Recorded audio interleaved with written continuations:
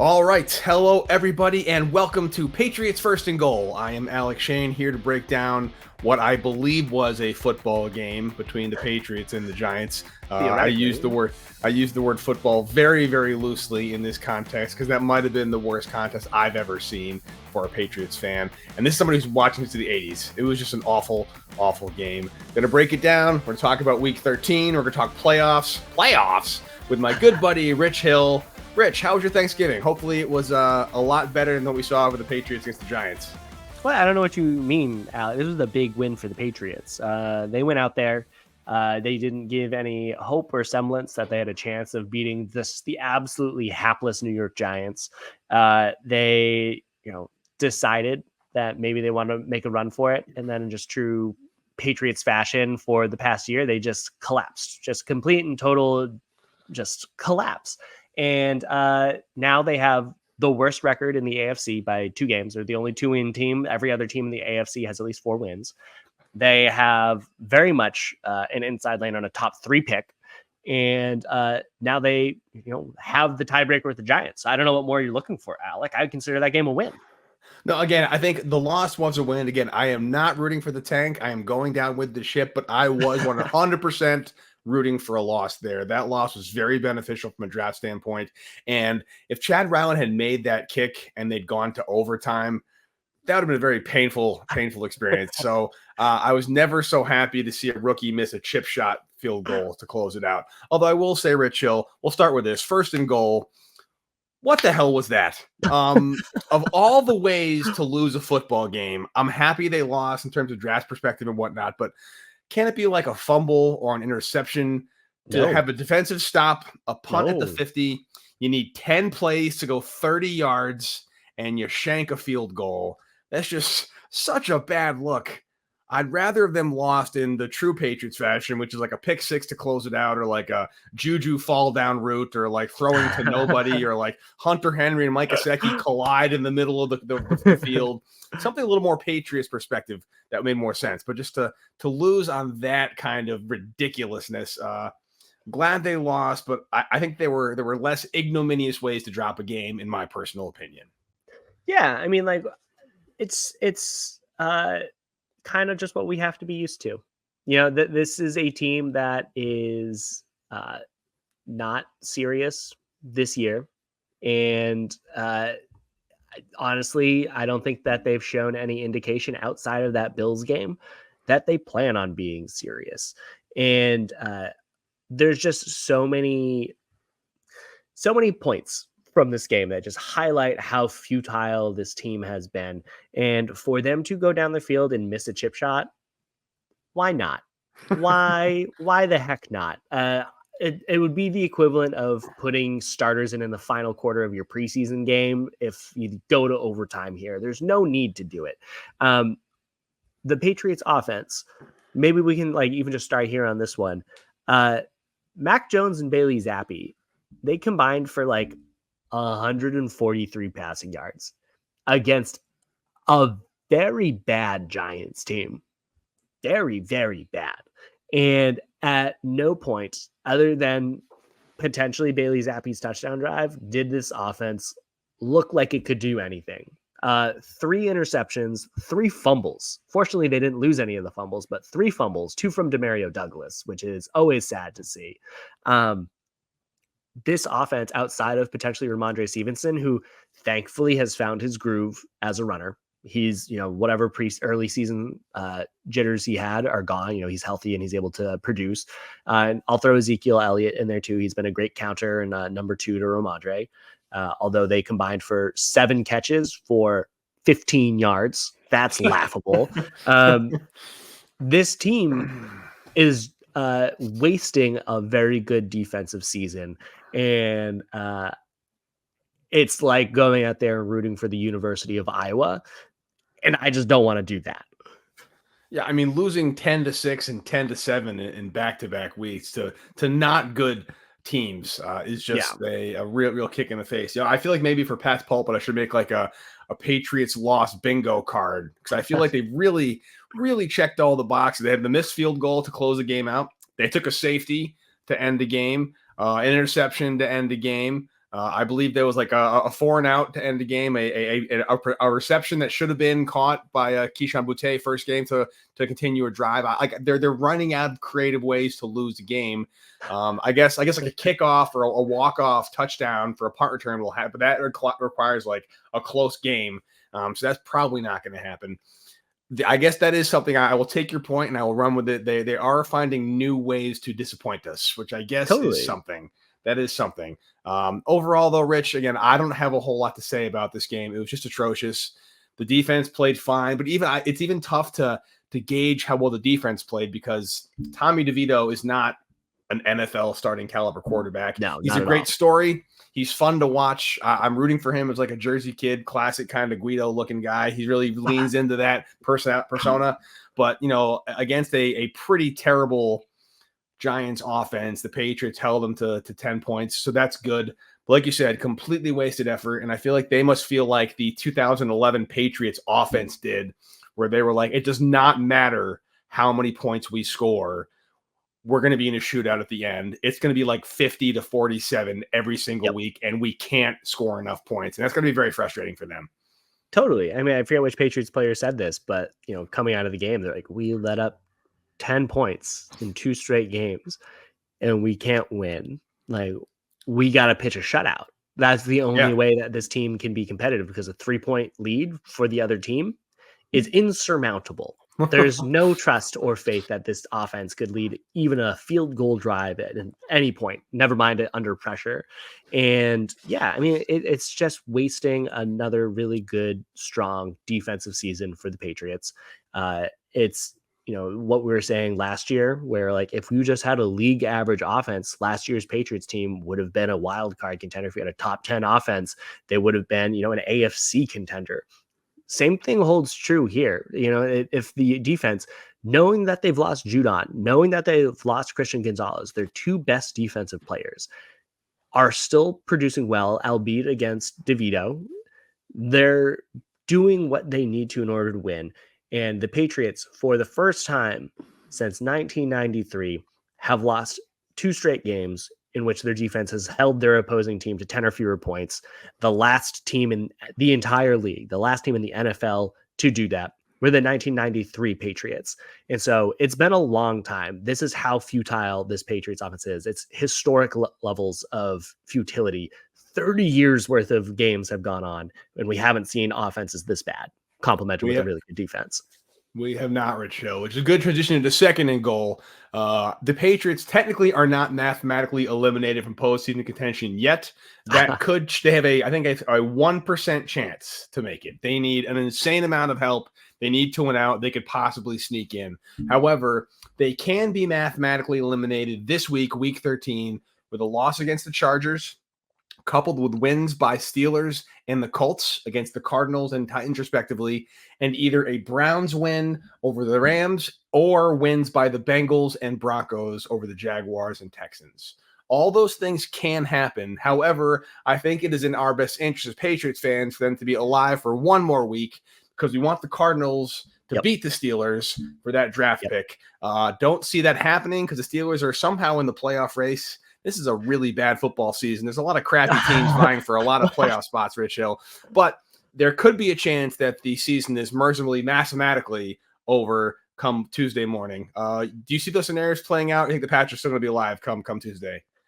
I think they'll still be alive. Like, a lot of things have to go against them. I have full belief that they'll lose to the Chargers. But I feel like there's just enough other dominoes that I don't feel great about that prognostication. But specifically, I agree with your point. Like, I want the Cardinals to beat the Steelers, and I think they could. Like, this Steelers team has been living on borrowed time. They somehow are 7-4, but they have a negative point differential, negative 23. Teams have scored 23 more points against them than they've scored. They are basically what the Patriots wish that they could do, is that, they have a top 5 defense and a bottom 5 offense, and they're just somehow pulling it off. They're eking out victories. They have a 4-point victory over the Browns, a 5-point victory over the Ravens. They more recently had a 4-point win over the Titans, a 4-point win over the Packers, and a 6-point win over the Bengals. They've had a fortunate stretch where they've played backup quarterbacks. Cardinals just getting Kyler Murray back, and they look bad. They look very, very bad. But this is a team that is, kind of struggling, just like the Patriots, to score more than like 2 scores. And so there's enough variance in a given game that I could see the Cardinals pulling it off, and they're kind of due. They've had some bad luck going their way this year, and the Steelers have had a lot of good luck going their way. So I wouldn't be surprised if we left this week with, the Patriots and the Cardinals a little bit more closely aligned for the top pick. It's certainly possible. To get way, way ahead of ourselves, Rich Hill, talking about draft, do you think the Cardinals, if they hang on to that number 2 pick, are going to pick a quarterback, or think they're going to stick with Murray for a little while longer? I think that they would be in the position where they would trade it for a fortune. I think that there will be enough teams this year that will say, we want either Caleb or Drake. Those are our 2 options. And so we need to have a top 2 pick in order to get them. This is going to be similar in my head to that Goff Wentz year, where you had a lot of teams trading up for those top couple of picks. I'd be curious to see if the Bears, obviously I wouldn't be super surprised if they move on from Justin Fields. But I would just be curious to know how those teams do, because a lot of the teams jockeying for those top picks already have a relatively young quarterback on their roster. And so will they move on? What does that mean for the rest of the market? We'll have to see. We'll have to see. And again, getting way in my head of myself here, Rich. But it's interesting. We talked about how the Steelers are these negative point differentials and the Cardinals can upset them. I think the Chiefs are the best team in the AFC. Who's your number 2 team in the AFC right now? Is it the Ravens? Is it the Dolphins? Is it the Bills, despite the losses they've taken recently? Who would you place at number 2 in the AFC right now? Yeah, I mean, that's a very good question. I think it's a hodgepodge. There's a lot of very glaring weaknesses across them. I think the Jaguars are a little bit of a paper tiger of sorts. I think they benefit from playing in a, continuously bad AFC South. But I think that they have some interesting pieces. I think they're very much a tier below the Dolphins. I think that they're a tier below the Bills. I just think that the Steelers, the Browns, and the Ravens have enough holes. I think the Ravens' holes are mostly injuries, but they keep finding ways to win across the 3 of them. But the Browns and the Steelers have just really bad offenses. The Browns offense rivals the Patriots, and so does the Steelers. And so they're just better able at pulling it out at the end, but that's not how you contend. So it's the Chiefs. I feel like at the end of the day, it will be either the Bills or the Dolphins going against them. And I could throw the Ravens in there. I just feel like they're bound to have the wheels fall off at some point. But I would say that I'd put the Dolphins at that number 2 spot. All right, flip side of it, chill. Patriots the worst team in the AFC. Easily. Obviously. Are they the worst team in the NFL in 2023?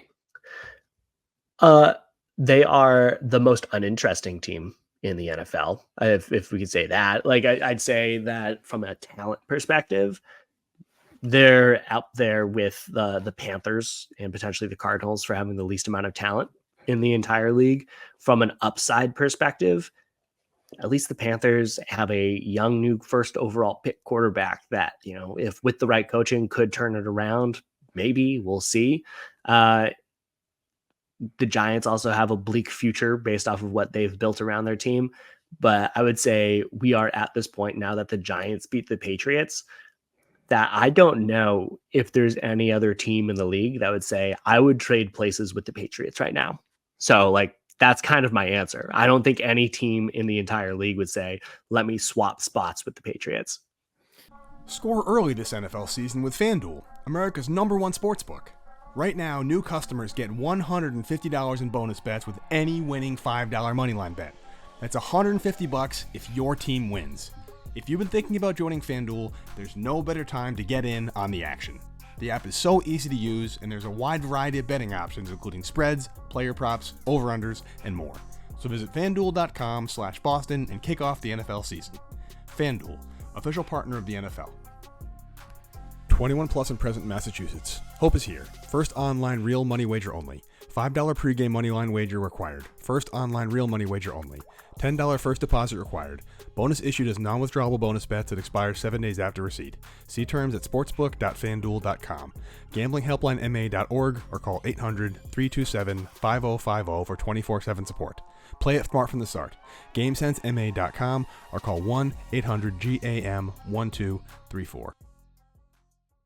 Yeah, I guess in the plus side, they have the cap space coming the next year, but they just have so many holes all across the roster. It's just I don't know how much that cap space is really going to benefit and how well they're going to be able to spend it going forward. Which leads me to Totally. the last part of second and goal, Rich Hill.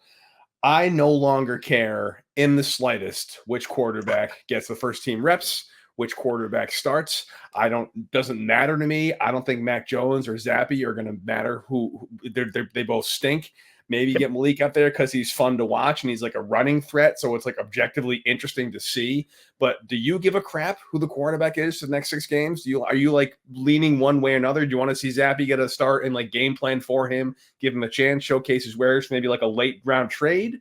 Or are you just like, do you like me? Have you given up? Malik You're on Malik. Cunningham. You're on Team Malik. I mean, we know what we have with Mac. If they choose to go with him, then just stop pulling him from games. Like, just stop doing that show and just let him play. It's like you're not going to get any better performance from Zappy. Like, Zappy's touchdown drive, sure, they scored. What was the stat that he averaged? Negative 0.5 yards, negative 1 yard of depth of every single pass. He was just throwing screens. Like, literally anyone could go out there. Any NFL quarterback could go do that, no matter what string they are. Like, he is not bringing any sort of element to this Patriots team that is better than Mac Jones, that gives them a better opportunity to win. Like, neither of them have it for this Patriots team. Like, they might have it for a different team.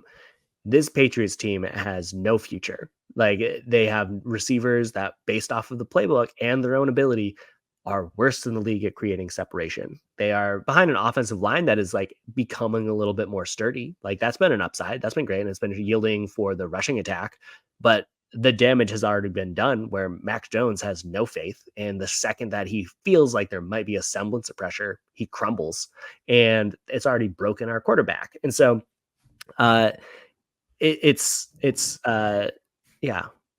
feel like if you're just going to go with Mac Jones, just do it. But otherwise, if you're going to go with different direction, put in Malik. He brings an element that Mac Jones and Bailey Zappi don't have with his mobility, and maybe you'll be able to pull out some wins that you otherwise wouldn't have, or just like be more entertaining. Like, the Patriots are committing the biggest sin of being both bad and uninteresting. Yeah, and again, I think I talked about it in our last podcast, like that minute and a half when Zappy came in down 4. That was like at least a fun 45 seconds of football until he threw into the triple coverage on the fake spike. Like I was like up for it. It's like, all right, Zappy. I don't know. I was never start Zappy. I'm not going to be start Zappy now. I don't see what the point is of starting Zappy over Mac Jones. I don't think it matters if starting Mac Jones over Zappy. I don't think Malik Cunningham has seen more than a small handful of reps at quarterback in practice. He's mostly as a receiver. So if they do start Malik Cunningham, they have officially punted on the year. I don't see it happening, but it will be interesting. But again, I just personally don't understand why there's any kind of discussion or debate about who's going to start for the Patriots, because having a discussion and debate implies there's a right or wrong position to take. And I just don't think it matters. But maybe it's all wrong. It's all wrong. It's all wrong. Yeah. But the good news is, Rich Hill, there's only 6 games left. 6 games left, and the season can be mercifully taken out behind the shed and put to sleep. Let's get to third and goal. Patriots Chargers coming up after this. All right, Rich Hill, it is week 13. It is usually the time of year where Patriots fans everywhere are talking about division crowns, seeding, playoff buys, who's hosting who in the AFC Championship game. Like I said, in second and goal, the Patriots can be eliminated from postseason this week. Probably won't happen, but they can be out of it. Before we get into the Patriots-Chargers game, which will most likely be a loss, let's go around the league as we always do. Are there any interesting games you're particularly excited about this week beyond Patriots Chargers, which I can't imagine you're that excited about, to be honest? Yeah, no. There are some really good games. I think 49ers Eagles will be the best game of potentially the season. Like, those are the 2 heavy hitters in the NFC. I think that they'll be great. That, somehow Jalen Hurts keeps pulling out wins. I don't know if you caught any of that game against the Bills, but like, that was a team of destiny type of win that they had against Buffalo. A real like, oh, this is a contender. They're going to find ways to win in super gritty ways. And then you have the 49ers team that just Brock Purdy has been outperforming his entire career, but has been doing just such a good job with them. So I think that'll be a very interesting game to watch. And then my sneaky, really good game pick, Broncos on the road against the Texans. If people haven't been paying attention to those teams because they don't really have a reason to, and that would be totally fair. The Broncos, you remember how they started the season letting up 70 points to the Dolphins to open up 0-3. They're currently running a 5-game win streak with wins against the Chiefs, Bills, obviously the Vikings in a different circumstance, but also the Packers and the Browns. Like, this is a 5-game winning streak that is a real winning streak. They are beating good teams, and they're doing it with kind of complementary football. Russell Wilson playing really well. He's playing like he's that top 5 quarterback that they were hoping to acquire. They have a very exciting offense as it relates to just a variety of players that are able to produce in different ways. Their defense is also, putting together stronger outings. They're not letting up 70 points anymore. So like, they obviously have a long ways to go, but across their winning streak, they've not allowed more than 22 points during that stretch. So like, they're doing their job on that one. And then you look on the other side with the Texans, CJ Stroud, front runner for offensive rookie of the year. He's been just a revelation for this Texans offense. So Texans offense, super happy for Nick Caserio to like find that young quarterback. Cause like, he's got it. Like, I think if you just remember watching, Joe Burrow and Trevor Lawrence at like the beginning stages of their careers, like before, like now it's like, oh, okay. Like Trevor Lawrence, definite top 10 quarterback kind of player. Joe Burrow, when healthy, obvious top 5. Stroud is showing that flash. Like, he is going to be a difference maker for this Texans team. And, they have young players that are really doing it. Nico Collins, Tank Dell. They're both, I think Tank Dell is a rookie out of Houston or something like that, but they're catching big plays. Both of them averaging over 15 yards per catch. Like, they are producing in exciting fashion. They're not winning every single game. They're coming off of a loss to that Jaguars team. But they're exciting. I think that has the chance, the Broncos Texans, to be one that people will be like, oh, I'll watch the highlights from that one. Tell you, Rich, a sneaky, interesting game coming up week 13, given recent news, is the Jets hosting the Falcons this Sunday. Jets have 4 wins. Falcons have 5 wins. Both are in the playoff hunt. And Aaron Rodgers is back throwing. The Jets have opened up his 21-day window to come back. I personally don't see any reason a 40-year-old quarterback coming off an Achilles tear for the Jets would come in this season and play. But maybe the Jets get hot and they're playing toward the very end of the season, and that last week, Patriots-Jets has some kind of playoff implications. He comes back. Do you see any chance Aaron Rodgers makes an appearance in 2023? He's kind of weird like that. He's a nut job. I mean, maybe have to be one of those circumstances where, give him a couple weeks if the Jets eke out a couple victories here, because like, as you said, like that Falcons game could be winnable. Like that, like they could theoretically win that game. They have games against the Texans, then one against the Dolphins after that. Will he come back for that Dolphins game? I don't know, but if the Jets pull out 2 of those 3 victories, if they're able to sitting at like 6-8, and then they have the Commanders, Browns, and Patriots to close out the year, those are 3 very winnable games for an Aaron Rodgers led Jets team, even if he's at 80%. Is it worth it for him to kind of lead a 9-8 team to get a wild card spot? Maybe. Like, honestly, I could see it, but the kind of dominoes have to go in their way, and there has to be a path to the playoffs. If there's not one of those, then I don't see him forcing his way back. Speaking of wild card hopefuls, Rich Hill, the Los Angeles Chargers are coming to the New England Patriots this Sunday, 1 p.m. game. This is one of those games earlier in the season I figured it'd be a hard-fought game, but the Patriots would win because the Patriots seem to always beat the Chargers. One of those teams the Patriots have always beat up on historically. Even in 2020, that random Cam Newton year, it was like 45-0, I believe. Just an absolute beatdown. Obviously, different algebra coming into this one. Let's just rip the Band-Aid off. Do 3rd and goal with the Patriots offense, or resembles the Patriots offense against the Chargers defense.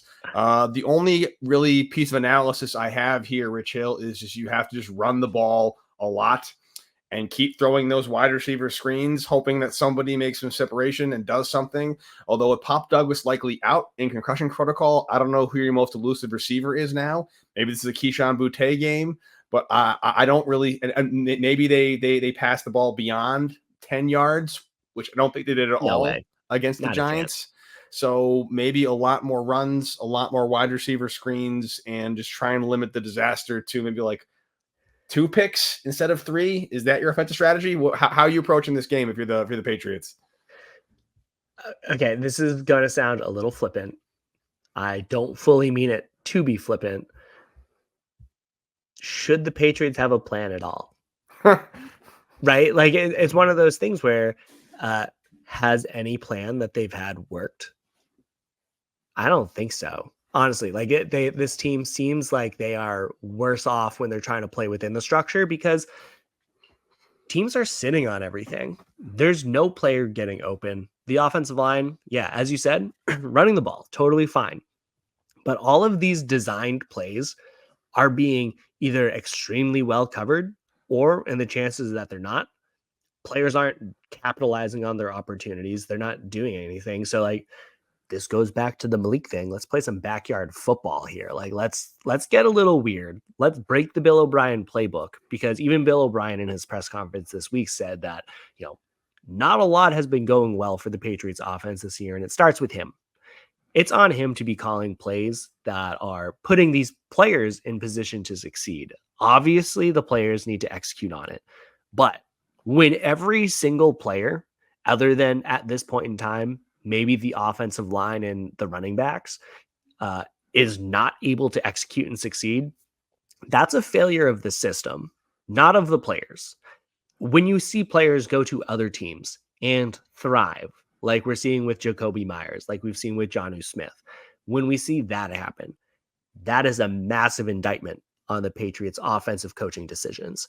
And so to that point, I don't think that they should really try to attack the Chargers in a way that you might expect. This is a Chargers team that has talent up and down the roster. I think that, it's an Asante Samuel revenge game with his son out there. JC Jackson revenge game for the Patriots, but like kind of the inverse. I feel like it's one of those circumstances where the Chargers are going to show up extra to kind of capitalize on JC Jackson not performing for them. Derwin James, one of the best safeties in the entire league. This is like a talented secondary.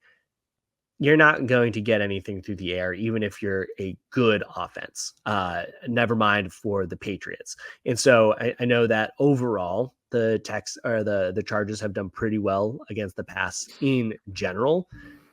Patriots aren't going to do it. Patriots are not going to be able to throw for like the 400 yards that the Dolphins and the Chiefs have been able to do at various points this year.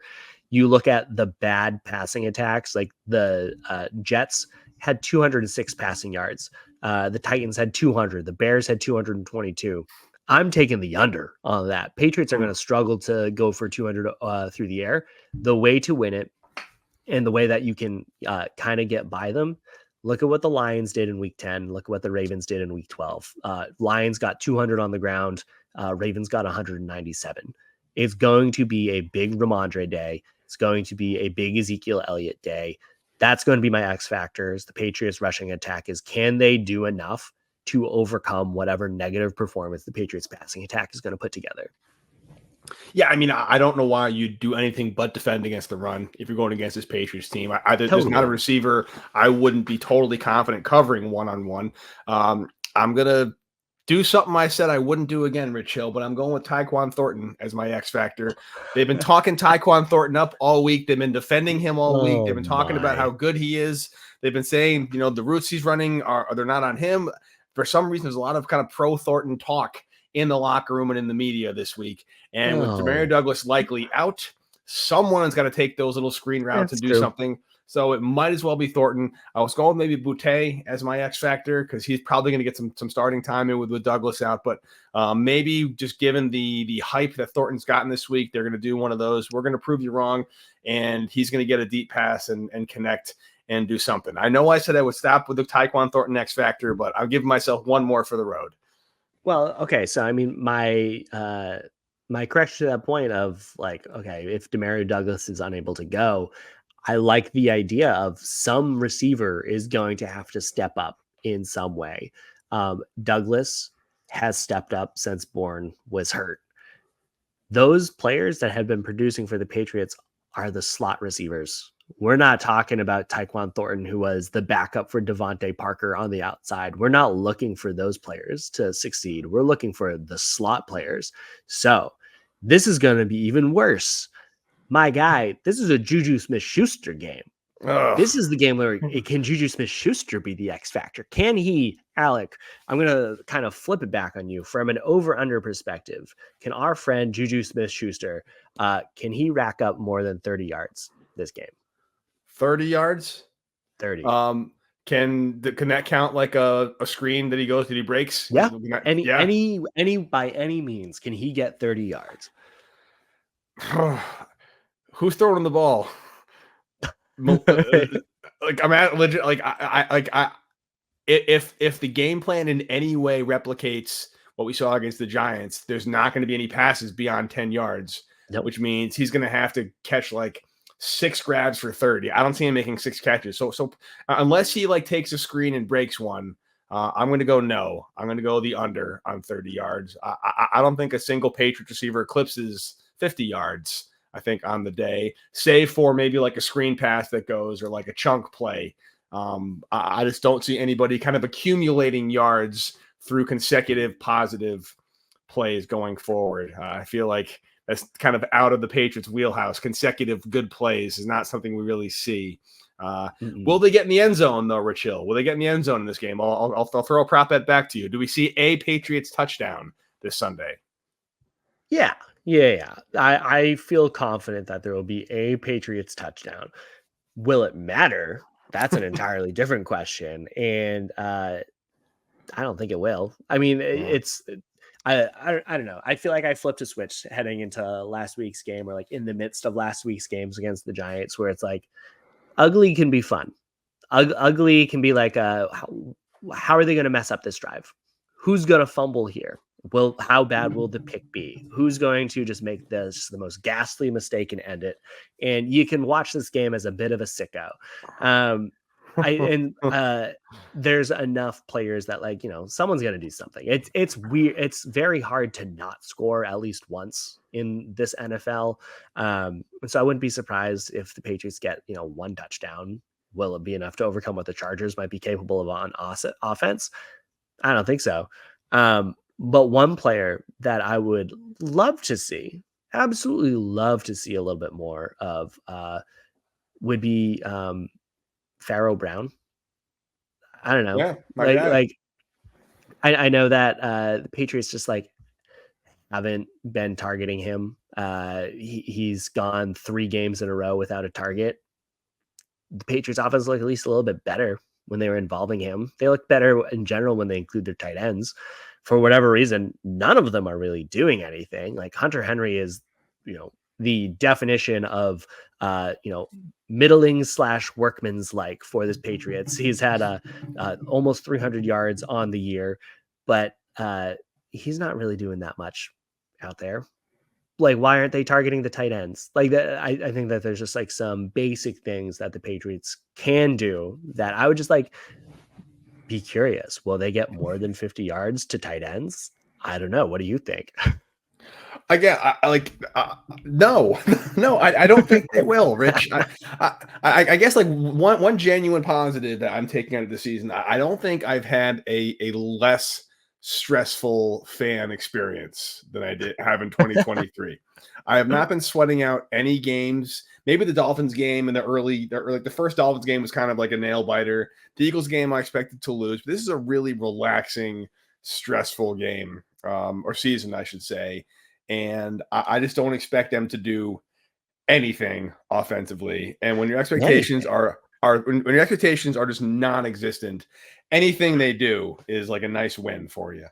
However, Rich Hill, the defense is still good, unfortunately for them. If they're going to win this game, they're going to keep it really, really close, like the 0-0 tie. That's going to be where we're going to be doing this. So let's get the 4th and goal, Rich Hill. Patriots defense versus Chargers offense. Justin Herbert, good player. I feel like the Chargers are one of those teams that should be nasty, but just aren't for whatever reason. They have a lot of talent on this offense. They've never quite been able to put a complete game together. Maybe they're going to underestimate the Patriots. Maybe they're going to play poorly. But how are you attacking this pretty potent Chargers offense on paper, at least, if you're the Belichicks? Yeah, totally. I mean, the thing to know about this Chargers team is that they're both like a little disappointing and also like dealing with injuries across it. So like Keenan Allen, still one of the premier receivers in the league. You double him, that kind of is their passing attack. Quentin Johnson is their rookie. He's been extremely unproductive for them. Massive case of the yips, had some big drops for them. But he's also just like not been putting it together for them this year. So like he's been one of their top receivers when you look at what their expectations are, because Mike Williams dealing with an injury. You look at their other players. I believe it was Josh Palmer is another one of their top receivers dealing with an injury. And so this is not a healthy offense for this Chargers team. And outside of Austin Eckler and Josh Kelly coming out of the backfield, you really just have to worry about Keenan Allen. And so in standard Belichick way, you double Keenan out there, and you make sure that the Chargers don't get anything going on the ground, knowing full well that Eckler is a big threat as a receiving back, but you make sure that they don't win with the running backs. You're going to get some opportunities out there. Herbert doesn't turn the ball over a lot, but you're going to get some opportunities first, force some third downs, so long as you do your job in stopping Keenan Allen. So who are you putting on Keenan Allen? Is this like a J.C. Jackson with some safety help game? I don't know. It's definitely a circumstance where I'm not sure what the Patriots would like to do, if that makes sense. Because Keenan Allen, definitely one of the bigger wide receivers that the Patriots will face, from just like a prototypical, 6'2", 6'2.5", 210-pound player who can like do it all. He can do it all. It's not something that you would necessarily say like just from a prototypical standpoint, like Jonathan Jones, you go out there and do that. That doesn't really like map to his ability. Miles Bryant is way too small for that. So like you're kind of left with JC Jackson by the process of elimination. The big concern that I have on that one is the fact that JC Jackson was on the Chargers, and there's just part of me that feels like the Chargers are going to come out and just pick on him. Like Jackson has been fine for the Patriots. He's definitely not like the all-pro caliber cornerback that he was for the Patriots a few years back. And so I would be a little nervous if the Patriots put Jackson on him, because I also don't think that the Patriots have a good free safety who can help provide the necessary coverage over the top. So it's not going to be a great situation. Perhaps Jalen Mills could be that option. Like in my head, might consider putting Jalen Mills out there just because he has that physicality out there. Maybe you put JC Jackson on Quentin Johnson, where he can potentially capitalize on some of the turnover attempts that might come his way. But it's definitely not a matchup that I think works well for the Patriots, because their secondary is in general a lot smaller than this Chargers receiving core. Yeah, no, it's interesting, because I thought it's why I think they're going to have success. It's going to have to be getting to Herbert early and often. Yep. I'm actually going with Anthony Jennings as my X factor. I think Love he's it. really come into his own the past couple of weeks. Got after DeVito a lot in the Giants loss. He's kind of been a good edge guy. I think they finally, as a team, due to the 6 sacks last week, they have surpassed Matthew Judon as a leading sack leader, so that's good. They now have more sacks the team than Judon did. I think Jennings could be a good guy to disrupt Herbert. One thing I will say about Herbert is if he gets rattled, he can be continuously rattled. He's not one of those clutch ice water in his veins, shake off the pick, and then come back and have a lights out drive the next game. So they can get to him early, knock him off his game a little bit. Maybe he gets careless with the ball, throws one to Kyle Duggar, throws one deep, and it gets picked off. So hopefully Jennings can get the pass rush. I like that. I mean, I think Jennings has really come into his own this year. He's been, in my mind, one of the better Patriots on defense, like really stepping up with the Judon injury. He's earned every minute that he has on that field. So absolutely love that. I think if I'm the Patriots, or like who is my X factor going to be? Patriots need to force some turnovers here. Like that's just the long and short of it. They've done a pretty good job of forcing turnovers as of late. They just need to be able to force more turnovers than the Chargers are going to be able to get from this Patriots team. And so who are the Patriots players that are like best able to force those turnovers? In my head, Jabril Peppers. Jabril Peppers is going to be my like X factor from can he just either get his hand on the ball? You know, he leads the team in passes defended. He has that just incredible forced fumble. He's the player that I feel like is an X factor in general for the Patriots because they ask him to do a lot. And if he is able to go out there, he's likely going to have to both either cover the tight ends out there and also make sure that, you know, Eckler and Kelly don't make a lot of noise as receivers. There's going to be a lot of expectations for him out there, and he's going to be in position to be around the ball. And if he's able to force a turnover, you know, lead the Patriots to get a turnover or two, maybe the Patriots could pull this one off. Like, I think that the Patriots could do it. This feels like one of those weird games that the Patriots would win. You know, just like the Jets and the Bills game. There's just certain games that have that vibe. So maybe. And I think that Peppers forcing some turnovers could be the reason for it. Maybe is the name of the game, which is a good transition, Rich, to the predictions we will be making. Let's see. I think we both had you had the Giants winning last week. Good work. Good man. So you are the one with the hammer this week. I had the Patriots winning 27-10. Boy, how do you feel about that? Well, again, like the Patriots, like they're good for, even when they're bad in the past couple of years, they were good for like one blowout win where like the other team just plays like crap and everything kind of just goes right for the Patriots.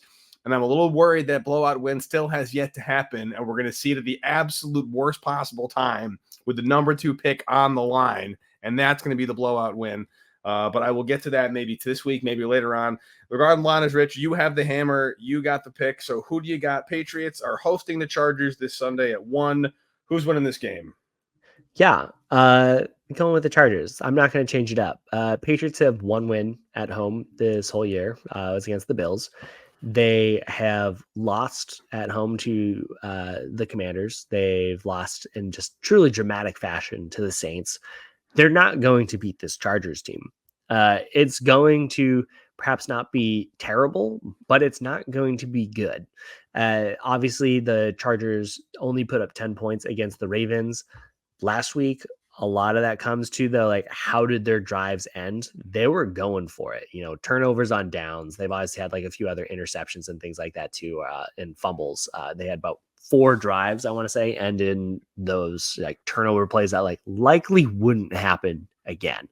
And their final 2 drives ended on downs. They're not going to put up 10 points again this week against the Patriots. I think that they beat New England. It's going to be pretty comfortable. It's going to be something to the tune of like 24-10. 24-10 Chargers. Rich Hill, do you know the last time during our prediction season you picked the Patriots to win a game? I'm going back to our list right here. When's the last time you picked the Pats to win one? Do you know? I'm curious. Did I choose against the Raiders? The Raiders, you picked the Patriots, but you did pick the Patriots against the Raiders. You were wrong. However, you picked the Patriots one more time. Nope. Against the Commanders to win that game. You picked the Commanders to win that game. Yes. You picked the Patriots to beat the Dolphins. Coming off that, in your defense, they were coming off that big Buffalo win. We thought maybe they turned a corner. It was a home game. They thought maybe there was a situation, or the away game at Miami, thought maybe they would kind of get off the schneid after that Bills game. But that was your last. That was your last Patriots win. You picked the Commanders, the Colts, the Giants, and now the Chargers to beat the Patriots 4 weeks in a row. Me, however, I picked the Pats against the Commanders, the Colts, and the Giants. And I've been wrong all 3 times. So I'm not going with them anymore. Screw that. I am going with the Chargers to win this game as well. I know you said the Patriots are going to get in the end zone, and I think they will. I think they're going to score 2 touchdowns. It's going to be a really big deal. They're going to get 2 touchdowns. They're going to score 14 points. But unfortunately, the Chargers are going to score 30 points because I just don't think this defense can hold this much longer. Like, they have to be so sick of this, giving up so few points. They're on the field all the time. They have to be tired. They have to be frustrated. And if Bailey Zappi does get the start, I think it's going to be even worse than Mac Jones, to be honest with you, because he's just not the guy. And there's going to be a lot of exhaustion. And the charge, maybe it's close into the third quarter, maybe another turnover, a pick six, and then LA just runs away with it because the defense is too tired.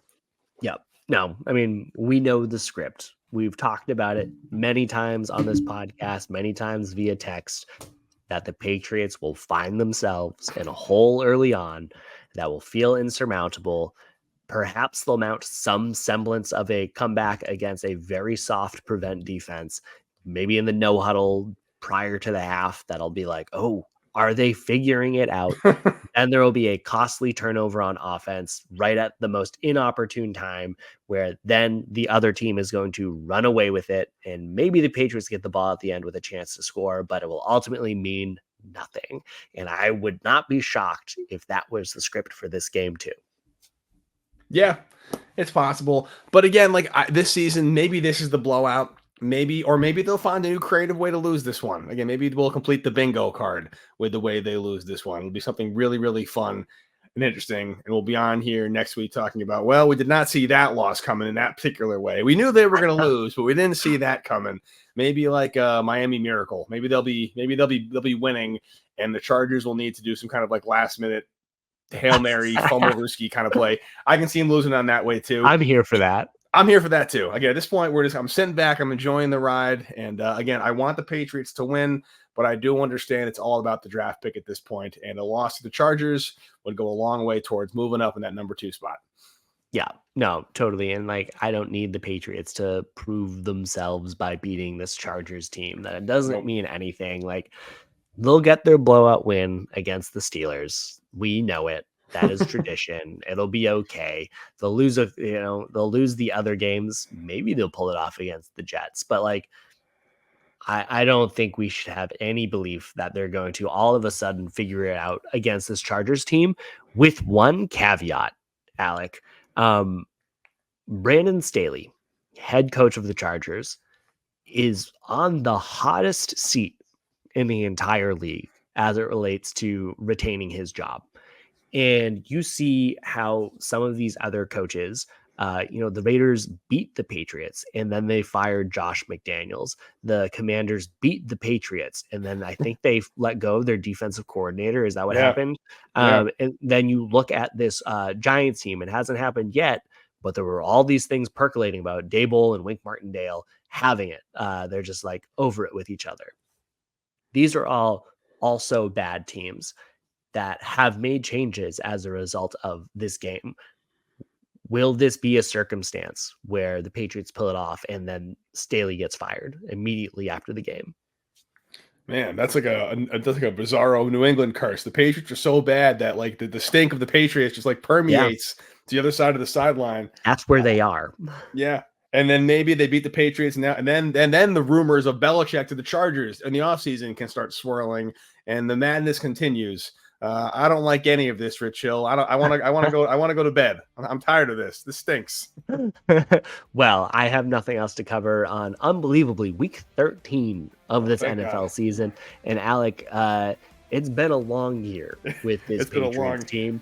I don't know if you have anything else that you want to cover that you haven't talked about over the past 13 weeks of this season. But if not, can't wait to talk to you. Hopefully, I don't even know what the game is going to be. I kind of want them to lose for the sake of the draft pick. But whatever happens, I'm looking forward to breaking it down with you next week. I'll be here, unfortunately. Well, until next time, Alec, you have a good one. See you, bud. Later, man.